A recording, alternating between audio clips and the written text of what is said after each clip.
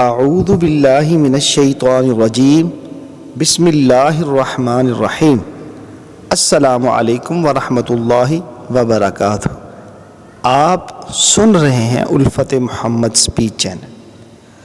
حضرت ابو ہریرہ رضی اللہ تعالیٰ عنہ فرماتے ہیں کہ رسول اللہ صلی اللہ علیہ وسلم نے ارشاد فرمایا، مومن کے مرنے کے بعد جن اعمال کا ثواب اس کو پہنچتا رہتا ہے، ان میں سے ایک علم ہے جو کسی کو سکھایا یا پھیلایا ہو، دوسرا نیک اولاد جس کو چھوڑ کر گیا، تیسرا قرآن شریف جو میراث میں چھوڑ گیا ہو، چوتھا مسجد ہے جو بنا گیا ہو، پانچواں مسافر خانہ ہے جس کو اس نے تعمیر کیا ہو، چھٹا نہر ہے جس کو اس نے جاری کیا ہو، ساتواں وہ صدقہ ہے جس کو اپنی زندگی میں اور صحت کی حالت میں اس طرح دے گیا ہو مرنے کے بعد اس کا ثواب ملتا رہے،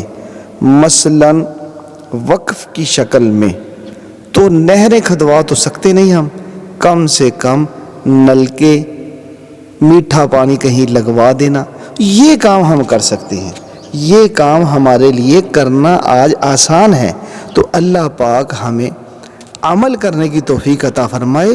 احادیث کا بیان کرنا اس لیے نہیں کہ ہم صرف سن لیں، احادیث کا بیان کرنے کا مقصد ہے اگر میری اور آپ کی زندگی میں یہ نہیں ہے، اسے زندگی کا حصہ بنا لیں۔